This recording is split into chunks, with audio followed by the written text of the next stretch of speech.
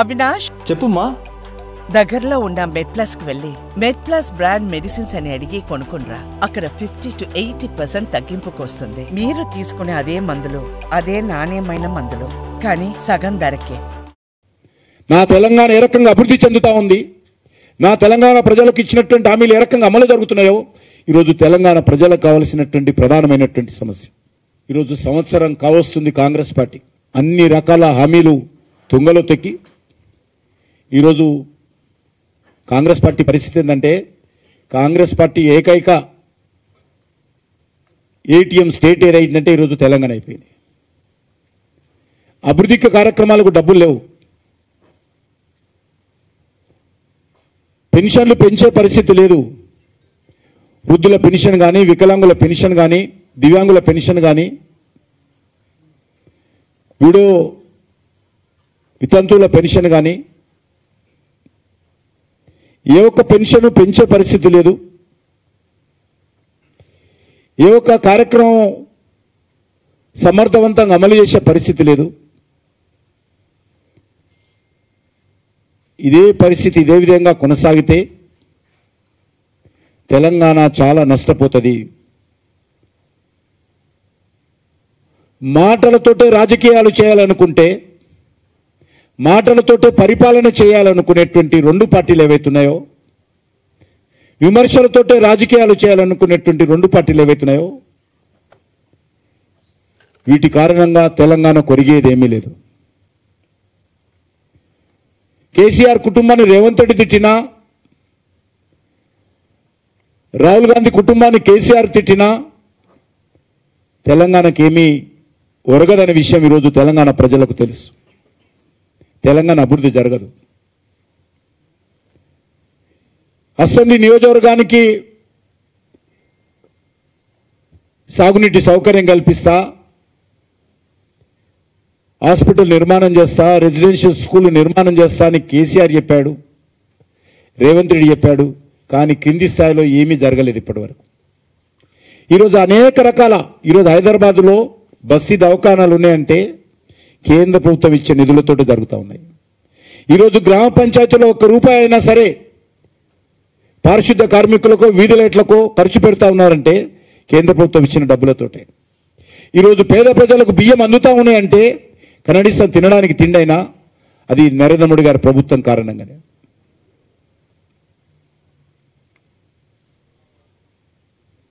ఈరోజు ధాన్యం కొనుగోలు చేస్తున్నామంటే కేంద్ర ప్రభుత్వం ఇచ్చిన నిధుల కారణంగానే. పత్తి కొనుగోలు చేస్తున్నామంటే కేంద్ర ప్రభుత్వం ఇచ్చిన నిధుల కారణంగానే.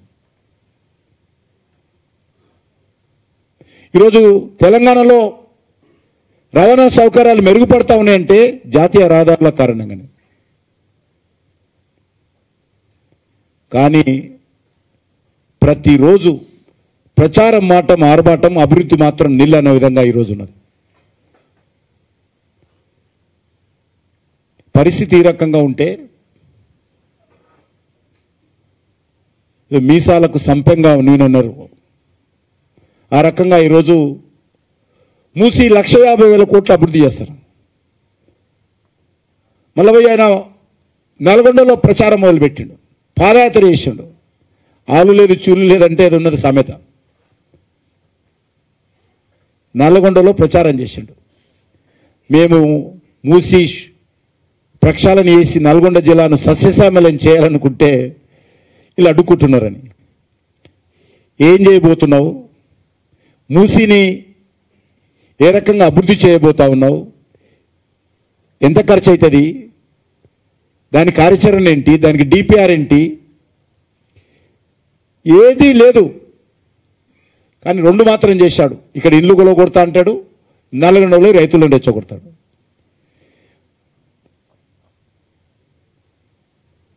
భారతీయ జనతా పార్టీ మూసి ప్రక్షాళనకు వ్యతిరేకం కాదు. ఇప్పుడు కేసీఆర్ చెప్పిండు, ట్యాంక్ బండ్ అంతా కూడా ప్రక్షాళన చేస్తా, కొబ్బరి నీళ్ళు వస్తా, అందరూ వచ్చి నీళ్లు తాగాలన్నాడు. ట్యాంక్ బండ్ ఒక తాగునీటి కేంద్రంగా మారుస్తా అన్నాడు. ఆయన మాటలు ఎవడు తాగితే చమలి బతి ఇంటికి కూడాడు. ఆయన చేస్తానని ఆయన వేయండు. ఈయన కొత్తపల్లి వెతుకుడు, నేను చేస్తా అని నల్గొండ దాకా చెప్తున్నాడు. ఎవరు ఆయన కడుతుంటే ఎవరు అడ్డుకున్నారట, బుల్డోజర్లను దొక్కిస్తా. నీ ఇష్టమా? ఇదేనా ఒక ముఖ్యమంత్రి మాట్లాడేటువంటి వ్యవహారం? తొక్కించి మీరు రాజ్యం చేస్తారా? ఇక్కడ ప్రజాస్వామ్యం లేదా? ఇక్కడ ప్రజలు లేరా? సిస్టమ్ ఉండదా? పేద ప్రజల ఇల్లు కూల్చొద్దు అంటే బుల్డోజర్తో ఎక్కిస్తారా మీరు? తొక్కియండి, ఎట్లా తొక్కిస్తారో చూస్తాం మేము కూడా. డాక్టర్ బాబాసాహెబ్ అంబేద్కర్ రాజ్యాంగం ఉంది మాకు. మీరు ఖాళీ రాజ్యాంగం పట్టుకొని పుస్తకం పట్టుకొని తిరుగుతారు, ఒక్కరోజు కూడా చదవలే. కానీ మాకు అనేక రకాల హక్కులు ఉన్నాయి. ఈరోజు మూసీ ప్రక్షాళనకు మేము వ్యతిరేకం కాదు. మూసీ ప్రక్షాళన జరగాలి. అది జంటనగర ప్రజలకు లాభం జరుగుతుంది, తెలంగాణకు లాభం జరుగుతుంది. పునరుద్ధరణ జరగాలి. కానీ పేదల ఇల్లు కులగొట్టకుండానే చెయ్యవచ్చు. ఏదైనా ఒక ప్రభుత్వం మీకు తెలుసు, మేము మంచి చేసి మంచి పేరు తెచ్చుకోవాలనుకుంటాం, పేదలకు ఇల్లు కట్టాలనుకుంటాం, గవర్నమెంట్ స్కూళ్ళు నిర్మాణం చేయాలనుకుంటాం, మంచి రోడ్లు వేయాలనుకుంటాం, మంచి హాస్పిటల్ కట్టాలనుకుంటాం, హాస్టల్ నిర్మాణం చేయాలనుకుంటాం, ఆ రకంగా మంచి పేరు తెచ్చుకోవాలనుకుంటాం. కానీ రేవంత్ రెడ్డి గారు కూల్చడంతో, పేదల ఇల్లు కూల్చడంతో మంచి పేరు తెచ్చుకోవాలనుకుంటున్నాం.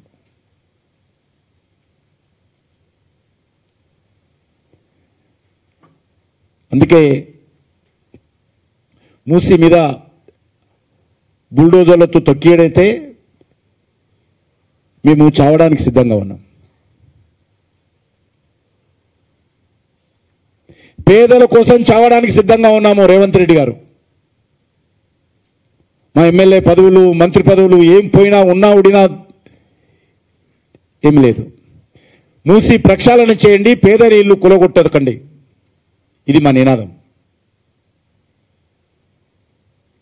అందుకే రేపు రాత్రి ముఖ్యమంత్రి గారు సవాల్ విసిరారు. బస్తీలో ఉంటారా? బస్తీలో ఉంటే విరమించుకుంటా అన్నాడు. కాబట్టి పేదల కోసం, పేదలతో రేపు రాత్రి మేము వాళ్ళతో కలిసి ఉంటాం, వాళ్ళ ఇళ్లలో భోంచేస్తాం, మూసి పక్కనే నిద్రపోతాం రేపు రాత్రికి.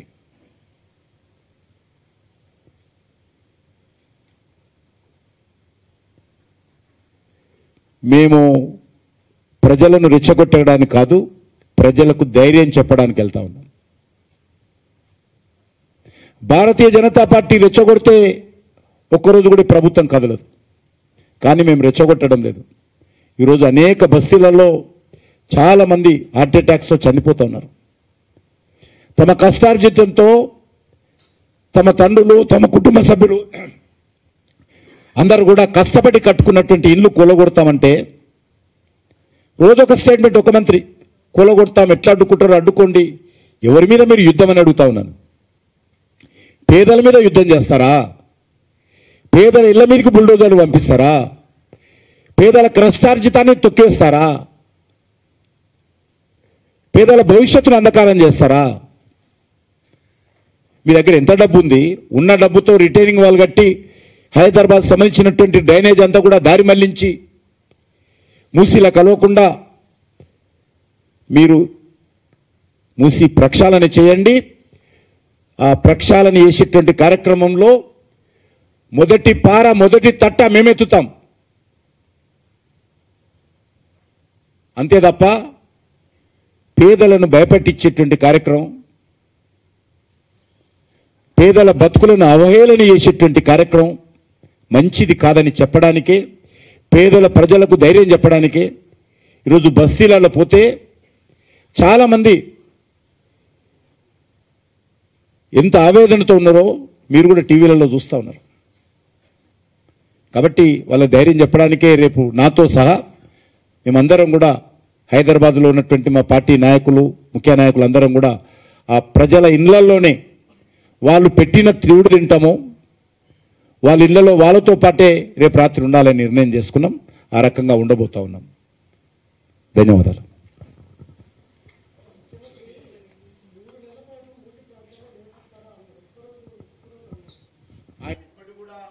ఆయన ఇచ్చిన మాట మీద సిద్ధంగా ఉంటే 3 నెలల పాటు నేను ఉండడానికి సిద్ధంగా ఉన్నాను.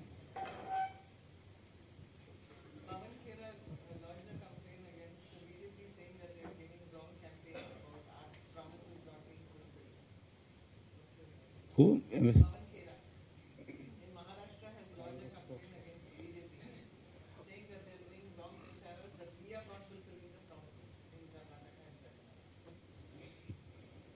आप लिख सकते हैं आपका पेपर में क्या है, क्या इंप्लीमेंट हो रहे हैं आप ओरिजिनल आप लोग, मैं तो बोला ना अभी तक सब कुछ बोला मैं, आप लोग लिख सकते हैं तेलंगाना में क्या वादा किया है, क्या वादा इंप्लीमेंट किया है. मैं भी पूरा तेलंगाना में बॉम्बे में जाके पूरे प्रेस कॉन्फ्रेंस में बोला हूं, 30 मिनट का प्रेस कॉन्फ्रेंस में. मैं अभी भी आज today and tomorrow I am going again Maharashtra election campaign. 17th, 18th I am going to Jharkhand. Coming 4 days I am going to stay. Tomorrow night I will come. Next day morning I will start from 7 o'clock flight to Jharkhand.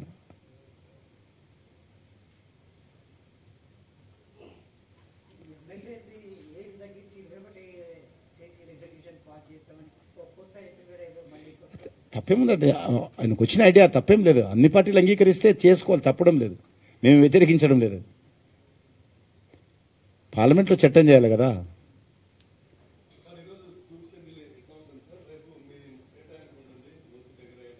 రేపు రాత్రికి వస్తాం, అక్కడ మూసి ప్రజలతో తిరుగుతాం. ఒక్కొక్క బస్తీలోనే ఉంటాం. మేము schedule ఇస్తాం మీకు. రేపు రాత్రికి ఏ బస్తీలో ఉంటామో బస్తీలో ఇంటింటికి ప్రజలను కలిసి ఆ బస్తీలోకి ఇంట్లో వాళ్ళ ఇంట్లో ఇంటి సభ్యులతో వాళ్ళు వండినటువంటి వాళ్ళు తినేటువంటి తిండిని తింటాం, వాళ్ళతోటి నిద్రపోతాం. రేపు రాత్రికి అంతా కూడా నివాసం ఉంటాం.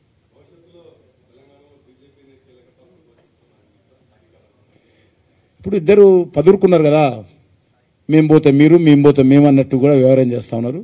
మొన్న ఎలక్షన్స్లో తెలంగాణ ప్రజలు క్లియర్ ఇండికేషన్ ఇచ్చారు. ఈ రాష్ట్రంలో ఖచ్చితంగా భారతీయ జనతా పార్టీ రానున్న రోజుల్లో కీలక పాత్ర పోషించాలని ఇచ్చారు. ఎవరు వద్దన్నా, ఎవరు బాధపడ్డా, ఎవరు ఇబ్బంది పడ్డా ఖచ్చితంగా మేము ఆ దిశలోనే ముందుకెళ్తాం.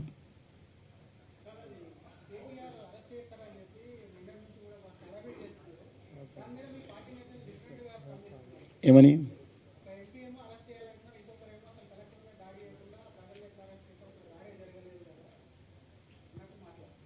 నేను పార్టీ స్టాండ్ క్లియర్గా చెప్తున్నాను.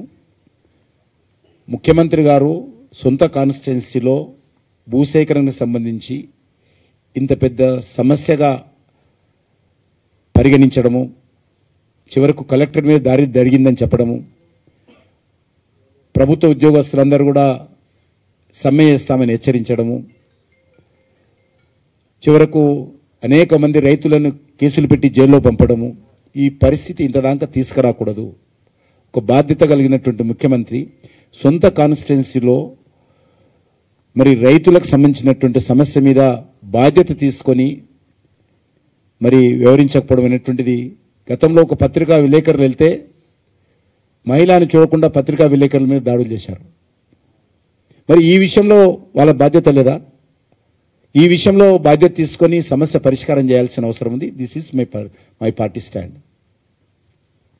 ఓకే.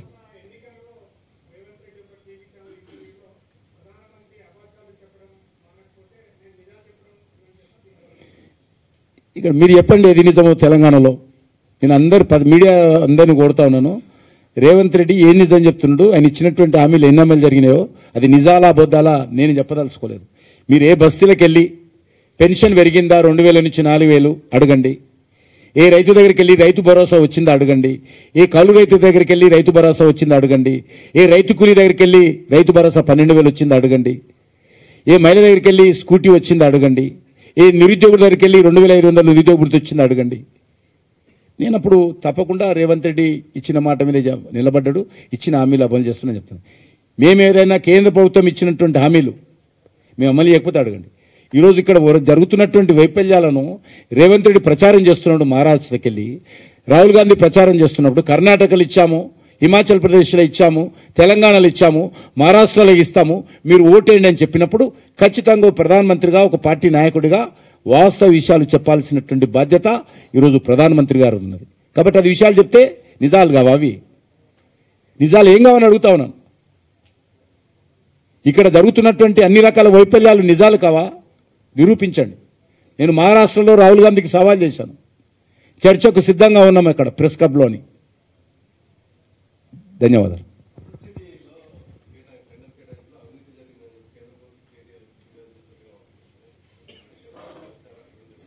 మేమేం కలవలేదు. ఖచ్చితంగా ఆ రకమైనటువంటి పొరపాటు జరిగితే దర్యాప్తు జరగాల్సినటువంటి అవసరం ఉంది. ఎక్కడైనా సరే, ఏ ప్రభుత్వం అయినా సరే, ఏ పార్టీ అయినా సరే, అందులో ఎవరిని కూడా ఎగ్జామ్షన్ చేయాల్సిన అవసరం లేదు.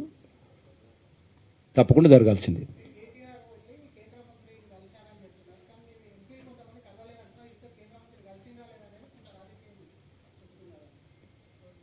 ఒక శాసనసభ్యుడు, ఒక మాజీ మంత్రి వచ్చినప్పుడు కలిసి ఉండొచ్చు, తప్పలేదు. అది కలవడంలో మా పార్టీ నా దగ్గరికి ఎంతోమంది అనేక పార్టీలు వస్తారు.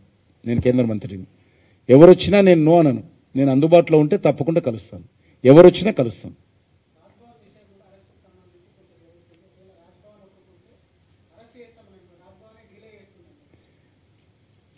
ఎవరు చెప్తారు అది?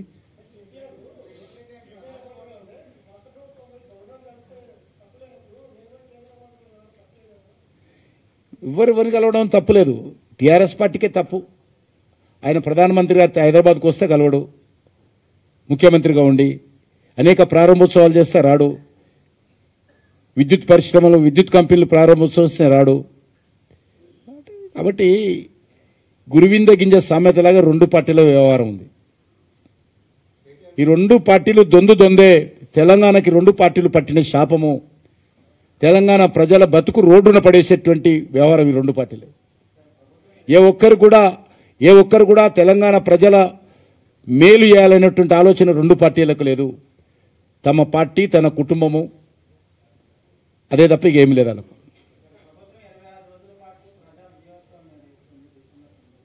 నిర్వహించండి. తెలంగాణ ప్రజలు మేము కూడా చెప్తాం కదా, మేము కూడా నిర్వహించడం, మేము కూడా చెప్తాం.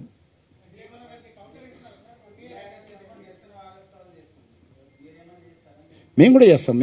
మేము రాజకీయ పార్టీగా ప్రజలను చైతన్యం చేసే కార్యక్రమం చేస్తాం. మేము తప్పకుండా.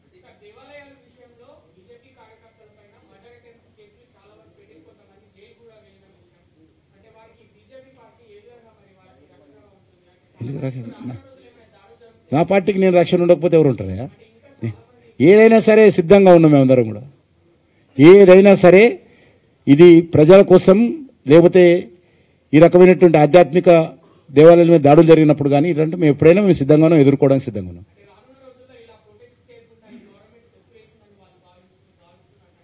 నాకేం మీరేమంటారో అర్థం కాలేదు. అట్లా భయపడతామా? కేసులకు భయపడతామా? చాలామందిని చూసాం మేము, చాలామందిని చూసాం దేశంలో. ఈ కేసులకు భయపడేటువంటి వాళ్ళం కాదు మేము. అది గవర్నర్ పరిధిలో అంశము.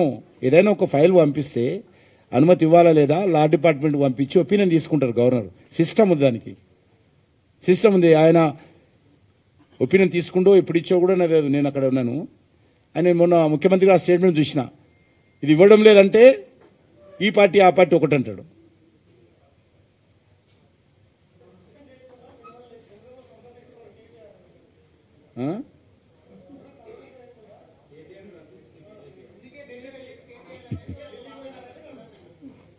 సరే, ప్రజాస్వామ్యంలో ఊహలకు వాళ్ళు ఊహించుకోవచ్చు, తప్పేం లేదు. ఎవరైనా ఊహించుకోండి, ఏ రకమైన ఊహించుకోండి. మాకేం గవర్నర్ గారు ఏమో సంతకం పెడతాడు, రోజు మేము పర్యవేక్షణ చేస్తారా కేంద్ర ప్రభుత్వం? గవర్నర్కు విచక్షణ లేదా? గవర్నర్ అధికారాలు ఉన్నాయి, వ్యవస్థ ఉంది. గవర్నర్కు అన్ని రకాల సలహాలు ఇచ్చేటువంటి వ్యవస్థ ఉంది. లీగల్ ఒపీనియన్ తీసుకుంటారు. నాకు తెలిసినంత వరకు ఇది ఏమిచ్చాడో తెలియదు, ఆ కాగితంలో ఏముందో కూడా తెలియదు, గవర్నమెంట్ ఏం పంపించారో కూడా తెలియదు నాకు.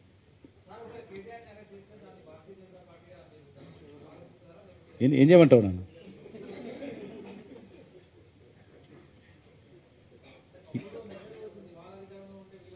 నేను అదే ఇప్పటిదానికి అదే నేను 10 నిమిషాలు అదే చెప్తున్నాను.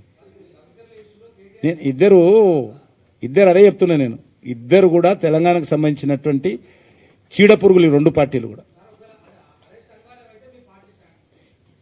చట్టం ఎట్లా చేస్తారు? అది న్యాయస్థానం నిర్ణయిస్తుంది.